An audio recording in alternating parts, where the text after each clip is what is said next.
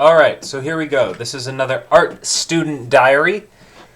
So what I did recently was I made this folder called Art Inspiration in Google Drive, and this is basically a folder full of paintings that inspire me. I don't have any, or I have drawings and paintings in here. I do not have any photographs. I think I might do a separate folder for photographs. But see, I have all these. I've only had it for one day, so I don't have all my favorites in here. But I've got some Carl Rungius, some Edward Hopper, a lot of Peter Paul Rubens. And what doing this allows you to do is just see what kind of art you're gonna be headed towards. It's like, okay, you can kind of see very quickly, what do all these have in common? Well, definitely I love animals. So these are mostly animal drawings, but then I also have some like Edward Hopper, which is not animal based, but it's maybe I like the colors, maybe I like the stylization, maybe I like the brushwork and the lighting and the colors. So not all of these are going to be animal based, but a lot of them are. So I'm sort of going through these, and what I do is I make these videos. In case you don't know, I make these videos for myself just to kind of track my artistic journey and get a sense of where I'm going with my art. Now I'm going to see if I can't make this come up here real quick. Does that work? Okay, so I think this works. What I'm working on today, this morning, I've done an hour and a half of camels. So, well, I guess this is 45 minutes. I've warmed up for 45 minutes, and then I did 45 minutes of camels. And what I like about these is they're getting a lot looser, and I'm not so tight with them. My hand is loosening up a lot. And I'm going to see if I can get this to focus on this. But anyway, if you want to check them out on my Instagram, I believe I'll be posting these on my Instagram at Peter Jackson Anton if you want to get a better look at them, and hopefully I'll have a better picture up there. But that's what I've been working on. And I just want to describe that I went for a walk this morning just recently, and only for like 10 minutes maybe 15. And it's a beautiful Sunday. It's getting hotter. It's June, so we're getting towards the summer, the hottest part of the summer. So July and August tend to be when it's hottest around here in Durham. But it's starting to get hot, and so I'm walking along, and I'm just noticing things differently now. Like, since I've started like specializing in animals, I notice that the different types of plants. So I'm noticing that I'm looking over a hill, and there's these light plants, these plants that are in light in the foreground, and then behind them is the dark woods, and then you get some light hitting a tree. So it's this alternating pattern of dark light, dark light, dark light. And so I can begin to see, oh, this is why this is an appealing image to me, because you've got this really great contrast between the brilliant greens in front, and then the deep dark cooler greens in the background. So it's like it's giving me more of an appreciation for the natural world and why I like the scenes that I like. There's also, I'm noticing that I'm finding metaphors for different plants. Like there's two plants next to each other. Both of them are stalks that rise out of the ground, but one is more like fluffy and the other is more like a line with little bits at the end.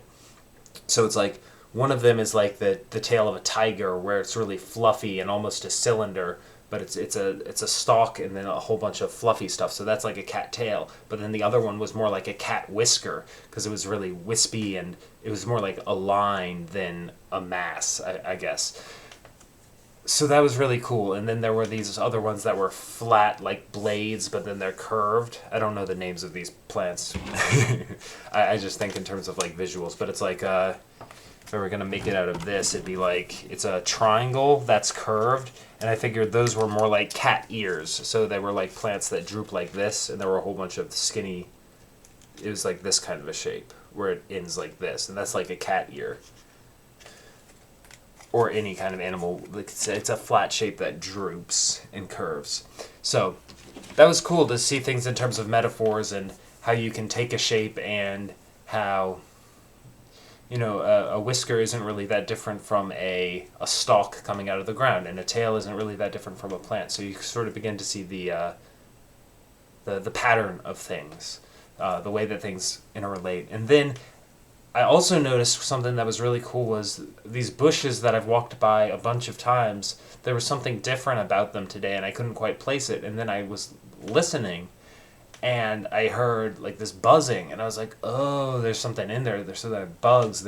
Turns out there was like a whole bunch of bees pollinating the flowers in there, and it was just a swarm of activity in these little bushes that normally just sit there, and I don't think of them as alive, but today they were just like vibrating, and there was like this energy of like the bzz, the drone of the wings, and the bugs moving around and and stuff was falling, like little bits of white were falling off of the bushes as the bees moved around in there, and it was just like teeming with activity, and you could feel that it's like zzz.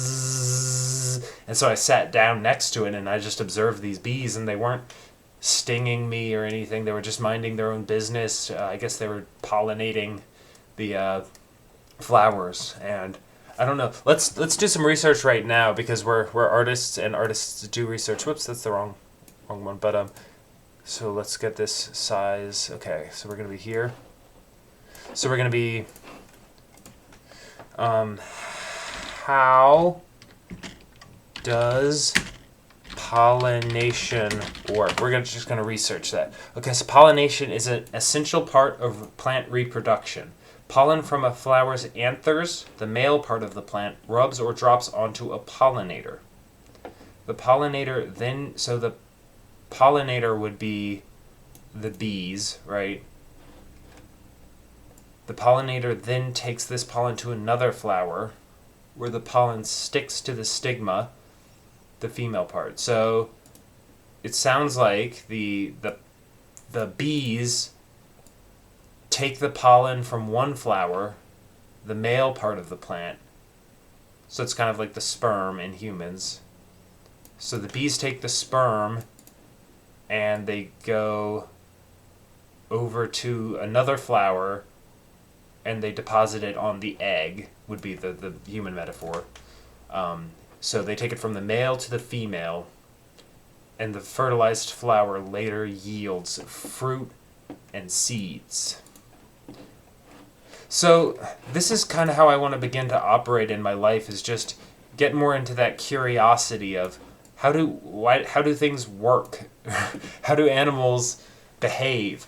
Because the way these bees were behaving around this plant, around these bushes with the flowers, is it all interrelates. You don't just have, see, I'm drawing these camels, right? And they're there, but I guess as I go forward, I want to think more about the camel's interactions with the environment around it. Like, not just drawing camels sitting around staring at stuff, but maybe draw camels in their natural environments, or in unfamiliar environments. Like, what happens if you put a camel in a shopping mall? Or what happens if you have a camel swimming in a coral reef? And so it's interesting to me to think about how the animal interacts with the environment, but not just single animals too, but how they interact with each other. And this is something I learned about in Terrell Whitlatch's classes, always thinking about what does the animal eat, what eats it, where does it live, and how does what is the function of a camel's hair? Why does it have hair? Why does it have humps? Well, the humps, I believe, let me get this right, I don't want to be spreading false. Camels' humps, I believe they don't store water, they store fat. I think it's a myth that they store water, right? So camels have been known for their ability to go weeks at a time without needing to drink water, an ability that makes them... So camels' humps actually store fatty tissue, not water, which is used as a source of nourishment when food is scarce. And it's not that you'd ever draw that. Like, how would you draw that? I mean, a camel's going to look the same. The humps are going to look the same whether there's water or fat in there. But it might affect how you design creatures. it's going to give you more information if you understand more about the creature. If you understand why the hair grows in certain places, like it grows in like tufts at the top of the humps, at the top of the head, and then on the back of the neck, the bottom of the neck. Like, why does it grow that way? Is it because it hangs down at the bottom of the neck? But then why does it stick up at the back of the neck? And why does it mirror the way the vertebrae stick up at the like how the vertebrae stick up at an animal's? Here, let me show you guys. Oh, you know what? I think I was searching that stuff without showing you guys the page. I apologize about that. Okay, so we're gonna go to vertebrae horse.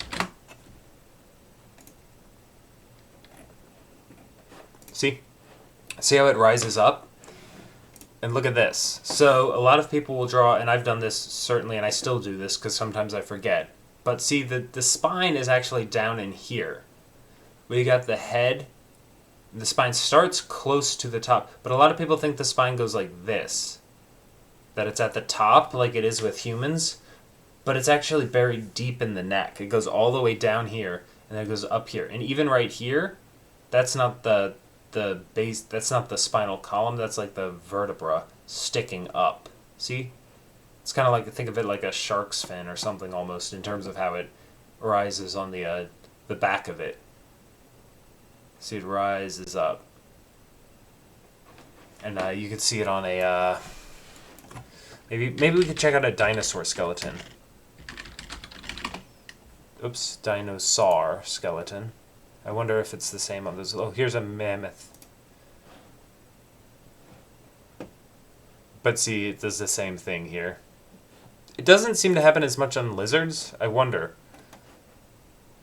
Doesn't seem to happen as much on reptiles. But it's really prominent on like a buffalo skeleton. See, look at that. Look at these. Look, isn't that crazy? Look at how prominent those are. That's what creates that hump. It's not, see, and that's bringing it back to the camel, right? Look at a camel skeleton. Camel skeleton. Look, they don't have that. So the hump of a camel is not like the hump of a bison. So you can use that when designing animals. Because, look, the difference between this and this. One's hump is full of fat. So maybe if you were designing a creature that walks through the desert for long periods and needs a bunch of fat to keep it fed so that it can sustain itself, versus something like a buffalo, which has these, I believe these spines exist so it can support its really heavy head, because it's using its head a lot to fight with other buffalo. And also, I think just because its head is so heavy and it's such a heavy, bulky creature. I mean, these things are what, like 2,000 pounds? They're huge. I think they're like, yeah, like they can get up to 2,200 pounds. Now, we could actually see what an elephant skeleton looks like. I'm curious. And that's different. They don't have that because they have a shorter neck, maybe. Huh.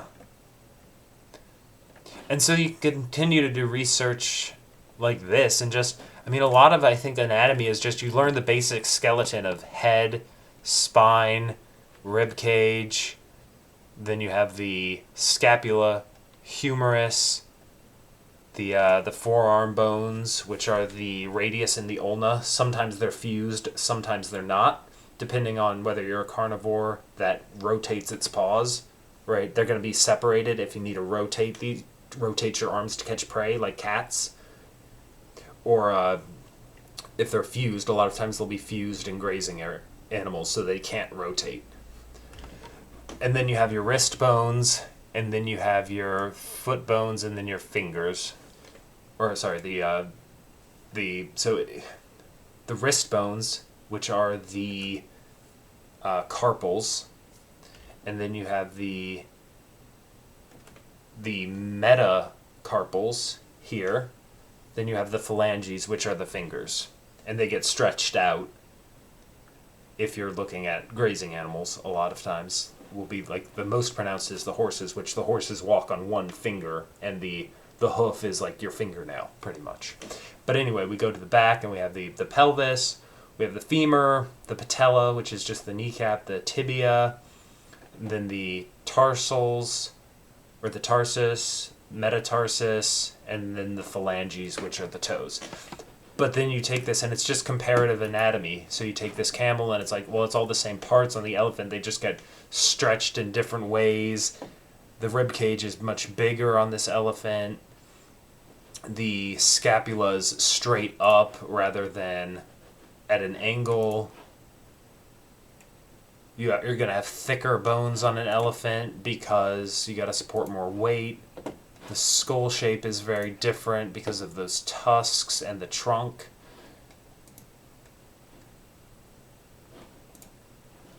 So an elephant, because it has the trunk, it takes food with its trunk and it puts it into its mouth with the trunk. But then a camel, I would imagine if it's like most grazers, it just has little pincers, so it snips the grass like a cow or a horse, where it goes like, and I'll show you a horse skull. See, it has these pincers here. That's like, grab, one sec, I'm gonna grab I'm gonna show you something.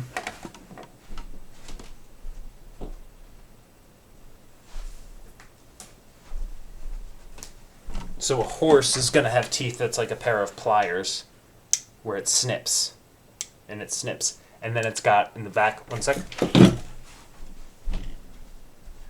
This is awesome. It's a deer skull that I found. Actually, I think my mom found it. And I think part of the skeleton's still out in the woods if we want to go and look for it. But see back here? I don't have the lower part of this, but imagine if there's a lower part that the molars are in the back here. Right near the,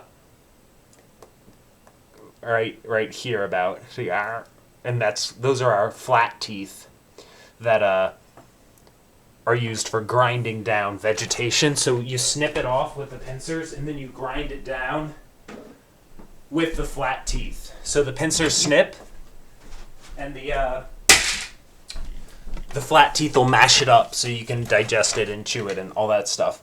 And what's interesting is cats actually don't have that. If you go to cat skulls, see, they don't have those molars. They just have sharp teeth for ripping and tearing. So whenever you think about cats, let me actually pull this up because I have to switch back and forth between these windows. But okay, so here the cats have sharp teeth like this. They don't have flat molars for chewing because cats don't really chew.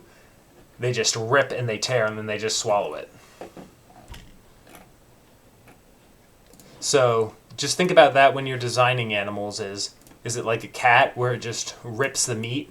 Because if that's the case, you're not going to want to give it any molars. You're just going to want to give it sharp teeth. Even in the back, it's just going to be like this. It's not going to be like the flat, grindy teeth that go like this or this that mash. But anyway, that's pretty much all the stuff I'm thinking about today. I'm halfway through my art. I'm just doing a cool 3 hours today with the art. Yeah, I'm at number 84 out of 100 with these, so I've only got, 85, so like 15 more to go. I'm really enjoying this. I've been learning so much about just the importance of loosening up. Let me show you some polar bear stuff I was working on and how much better I've gotten just from working on these. I think I'm going to do a video where I go through all 100 of these. And I explain all 100 of them, and just do a full. But here's how my bears were looking early on, where they weren't integrated at all. It was just a collection of parts. I didn't have the gesture. And then I gradually got better with the gesture. I was getting real frustrated with these polar bears when I drew them because they just weren't looking right. This one got better as I went. But and then later on, see, this one's much better. So I was just learning as I went. And then, then I get to the more recent stuff I've done, or like this ferret. Like, look at how much more natural this ferret looks. Where there's much more energy because I was starting to loosen up, and these look much more natural and organic. And that's just a result of not tightening up so much early on. So even animals I've never drawn before, like this, I think it's like I don't know, it's some sort of anteater type of thing. But even animals I've never done before have started getting a lot looser, like armadillos. I don't really draw armadillos a lot, but they start to look a lot more natural. See, that cat's bad, but then I redid it. See? That was the first one I drew, and I was really stiff, and then I loosened up more as I went along, and then they started to get better. See, this deer's pretty cool. See how much better that is than the first polar bears?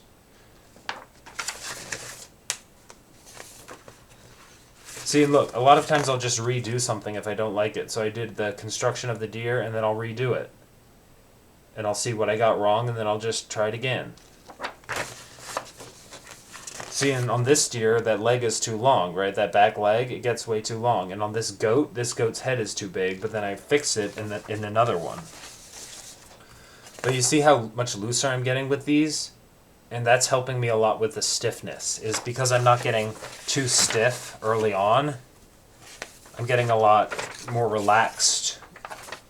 I'm loosening up, and I'm narrowing it down, and as I go along, and see, these are in the 70s now, but you can see how much I've improved since the first ones, where I'm starting to get a feel for just working from the general to the specific. These are ones from yesterday. But I'm not being as finicky early on with the lines, and see, with these I'm really loosening up. And let's look up an artist. I have a book of his work. But let's see if we can find some stuff online, because the quality of the image will be better for y'all. Victor Ambrus. See if that's how you spell his name. We'll search Victor Ambrus. Let me make sure that this is... Okay, good. Victor Ambrus, Animal Drawings Charcoal. Okay, so yeah, these will give us a good idea. I don't know how you do these in Google. See, look at how loose he is with this. See, he just he doesn't try to go for the perfect line. He keeps it loose, and he gradually darkens down the lines as he goes. Look at this. See, he's not afraid to have wrong lines in there. He just gets the gesture first, and then he gradually tightens up. And that actually results in a more beautiful drawing, I think. See, look, he just goes over. See, what is this line? I don't know. He doesn't bother erasing that. And that's a good thing, because it keeps that. Remember, let's tie it back together with that beginning idea of... Actually, I'm going to show you one more. Let's go back. Let's go back here. I'm going to show you one more thing. I mean, look at this. This is so good. Who is this? I don't know. It's an MTG card. So Magic the Gathering. I think it's from the dinosaur set. So I wish I could give the artist credit, but I didn't. It's some kind of cat dinosaur. So if you want to figure out the artist, look up like MTG, Magic the Gathering, cat dinosaur, and hopefully you can find the artist for that. But I mean, look at these paintings, man. See, these are Rubens. These are Peter Paul Rubens. Some of them are copies of Rubens, I think. But look at how loose this is. He's not like... Look, right here. See this? That's the wrong line. That's the same line, but moved over a bit. So he just corrected himself there. Like, look at how imperfect these lines are. But they're flowy, and they're confident, and they have that same sense of life and vibration that I was talking about with the bees in the bush. They have that vibrancy. Whereas other types of drawing won't have that if they're very... let's see, so maybe I can search beginner drawings. This is not to knock anybody, but like, look at this. See, this is very tight. It's very, the line is very clean and precise and definite, but it doesn't have that same quality of life, right? Like, look at this. When we're beginners, I think we want to look for... and this is for certain styles too, but a lot of, even if you're in like the I mean, look, see, very definite lines, very, very accurate, focused on accuracy and getting the perfect line. Whereas, like, book art, you know, comic book art, I mean, you'll have the cleanup at the end, right?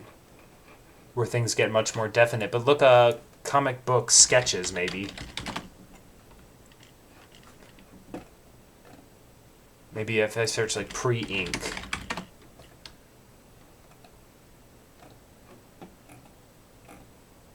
I don't know if we're going to find any good examples, but,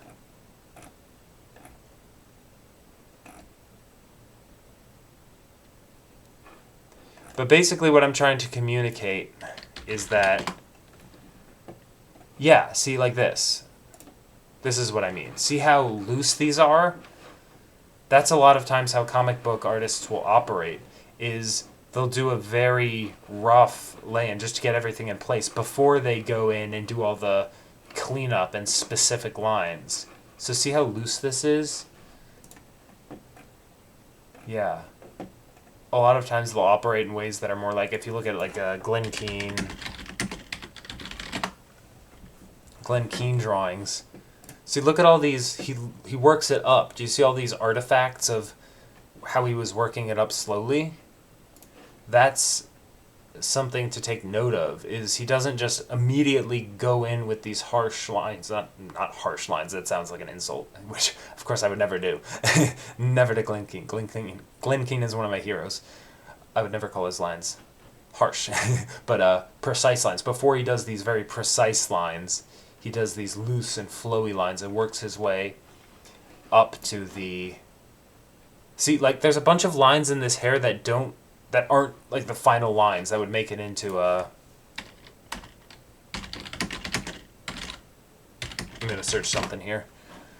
Part of your world. Okay, so see the difference here? See the difference. Look. In the drawing, where he's coming up with the idea... He doesn't start by doing all these clean lines here.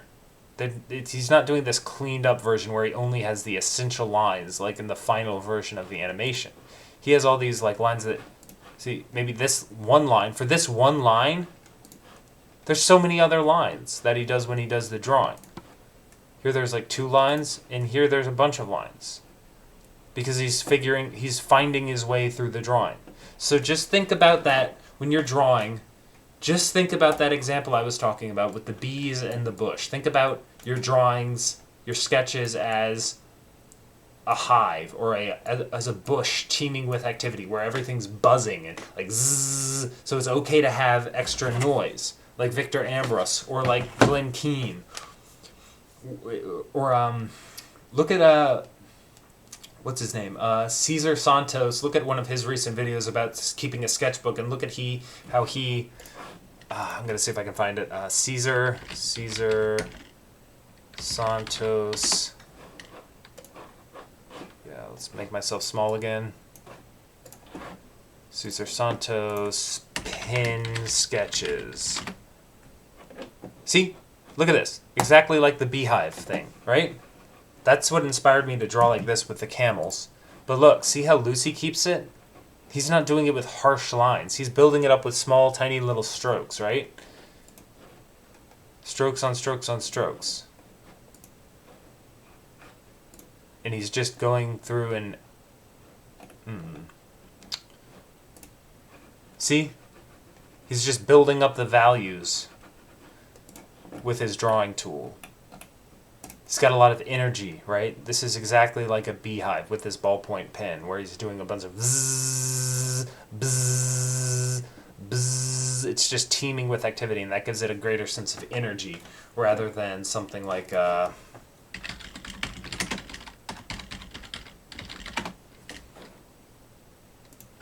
beginner like anime. Whoops, anime. I can type. See, these have a lot less energy. Isn't that interesting? So those are just things to think about. Yeah, kind of a rambly video as always, but I don't know, maybe someone will enjoy listening to it. I don't know. I do these just as a way to keep on track with my art, so I don't know. So I'm going to end the videos the way I always do, which is to take a deep breath.